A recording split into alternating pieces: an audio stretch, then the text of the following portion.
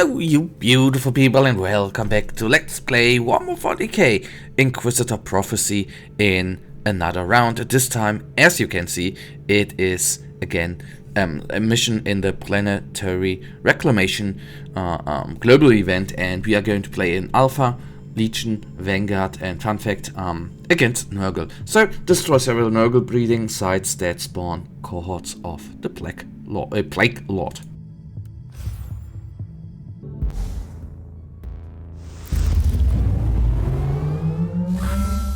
My flesh mind is reeling from the demonic cacophony that emanates from the contaminated area. Real space is coming apart at the seams. It is the work of the Plague Lord, no doubt. Yes, the Plague Lord is a son of a bitch, so to say. So we are of course then going up against him. Oh, there's a large Nurgling or Gobbler horde. Nice. That always is very, very cool. This is actually the most amazing part is when that happens in purchase, since hordes count into the overall enemy counter, and then you have one large group counting down the bar and leads to, well, the bar going down quicker than usual. So let me respawn them and we go on. Unbound Grunt, these guys are not the most annoying enemies in this game, but I'm already fearing that there are going to be a couple of Reborn Marauders, which, okay, probably no Reborn Marauders right here. That is actually funny. If you compare it, Reborn Marauders are, I would say, something similar to those Alpha Legion champions. And I don't know why. Oh my goodness, what were the rockets there? That was a little weird. I'm a little bit confused, as you can see. And what I wanted to say is that the Alpha Legion champions are something similar to the Reborn Marauders of the Rebel Guard, and I think they are Reborn Marauders are, fun fact, I think more annoying than these champions.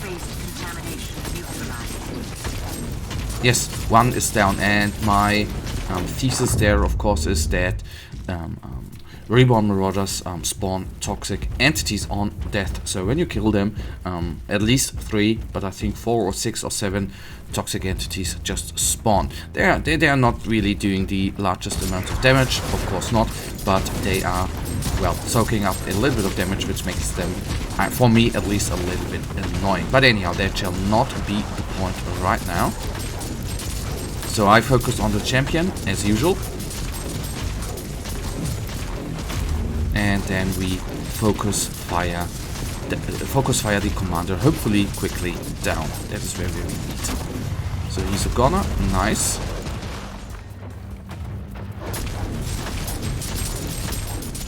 And then bringing these guys down, we are slowly, quickly. It is not always that easy to see the minimap, especially the spots which you have not been yet, which have, so to say, still a little fog of war on them. So we need to go to the left, and then we can slowly go to the last room. I assume there's even going to be some bigger fight coming up. I'm just I'm guessing, not sure there, of course. So this champion is down, this one is down, nice.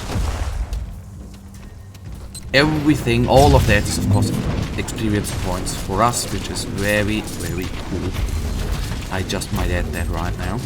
Chaos Spawn taken down, Alpha Legion Sniper taken down, neat. And then into this room we go.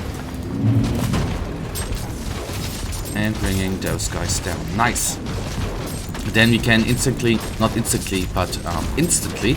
go to the right after we have taken down those gobblers. Okay, let's bring them down, and then I wanna take down the Nurgle nest, because I believe it is even spawning new sorts of enemies, which of course is not very cool after all. Yes, there it has spawned some. Fun fact, how does it spawn them?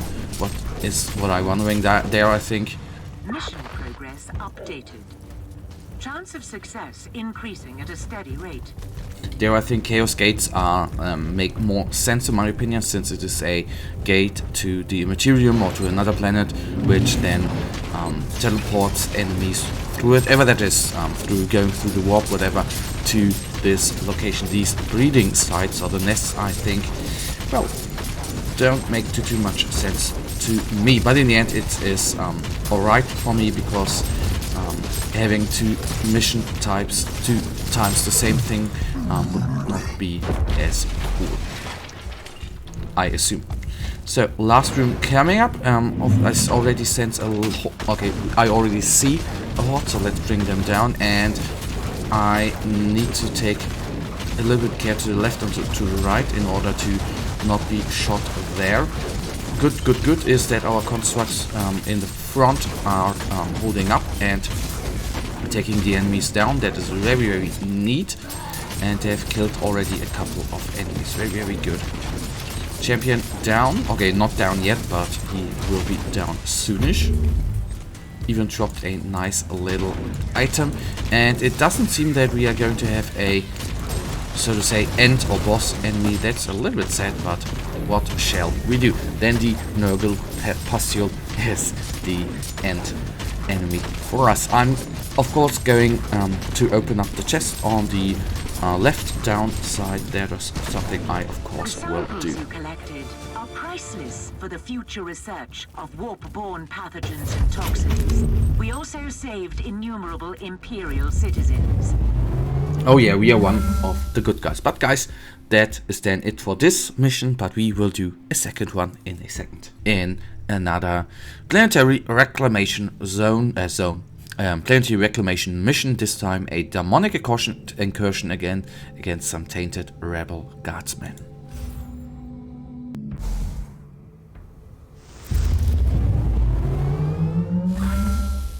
Several warp rifts are active in the area.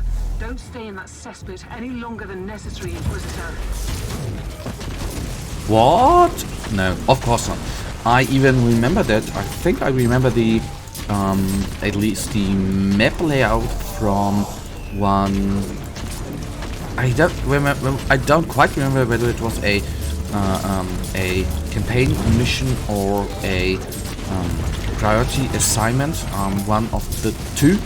But that is quite cool to revisit this. At least it looks familiar to me.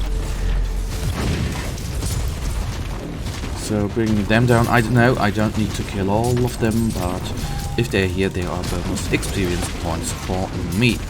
We slowly, of course, go on to the first Chaos Gate to bring down. Let's focus on the Bulgrin, please, all of you. I retreated Tinsy a little bit, since when he's hitting the ground, we, of course, don't want to receive the tonload of damage he can actually deal to us. That one is down. Now we bring those guys down. One already exploded. Very cool. Please jump at him so he's not shooting at us with a shotgun. Okay, there, as I always say, this is the weird part with, not the weird part, but the logic thing with the shotgun.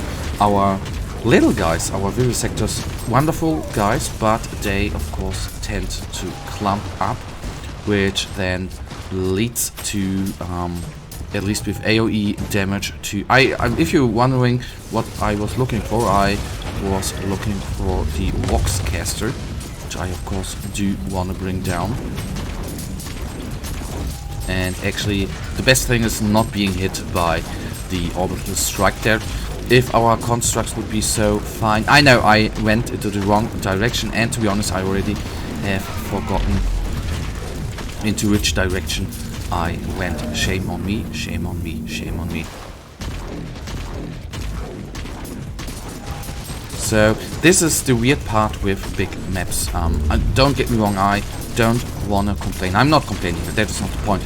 But it is, for me, it is fun. I do enjoy that. I think the bigger maps are always a little bit more difficult than the normal floor maps, which have, or the interior maps I of course mean, which have their charm as well.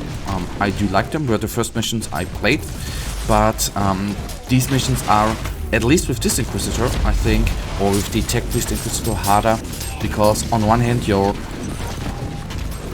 your little constructs are attacking to all the sites around you, and when you spawn, the initial spawning, you have oftentimes, well, bigger groups of enemies all around you, and then your little guys engaging, and that means you need to be extra careful right here. This is just me and my little feeling. So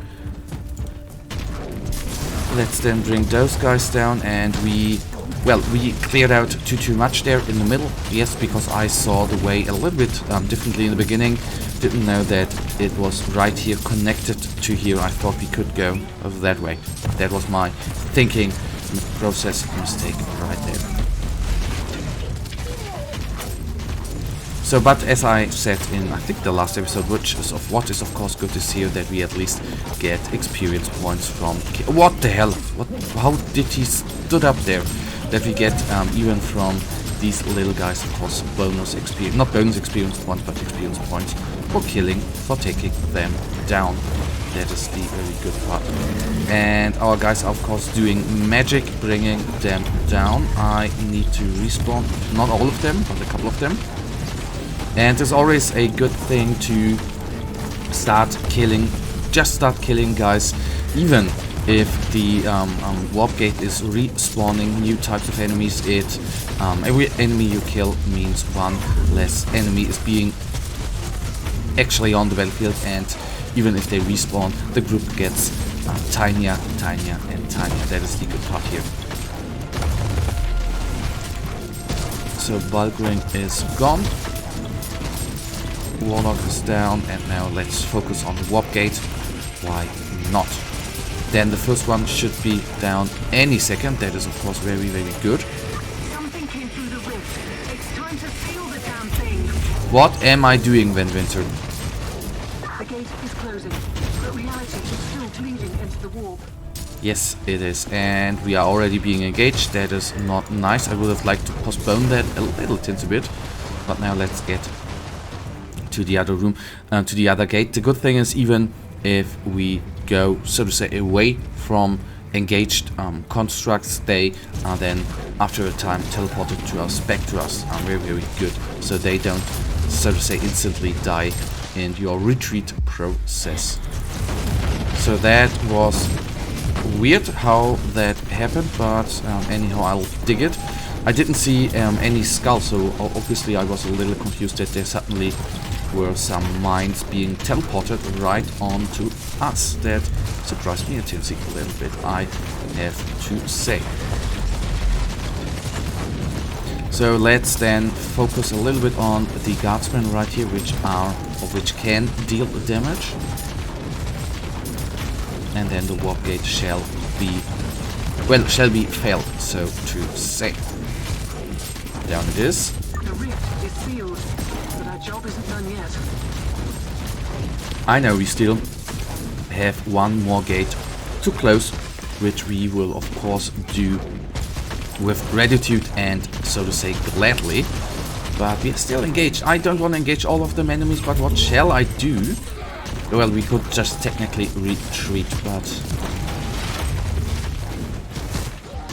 sometimes that is... Oh, goodness, we don't have any constructs remaining. How did that even happen? So Bulgrin down, I focus on this group.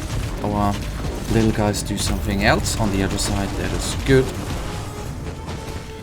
And now, I'll just try something out. Let me try the thing I was talking of before. Just let's try to go there. Hopefully, okay, this is the good part in this game. In contrary, for example, to Diablo 3, where the enemies would have followed you.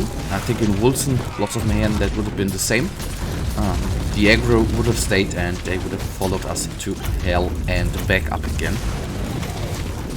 So they're down, not going to get into that corner there.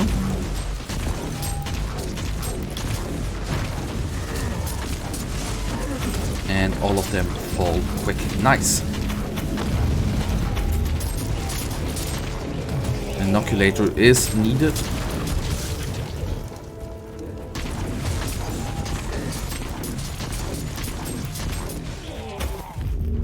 Okay, that group is down as well.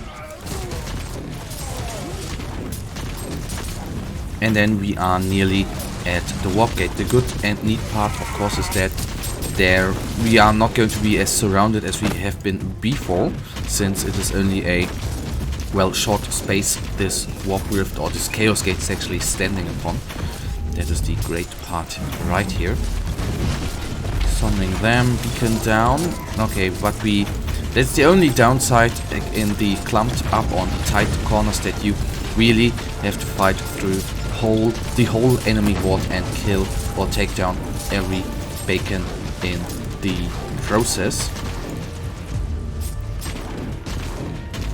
So bring it down, please, bring it down. Nice, and then we focus on this warp gate.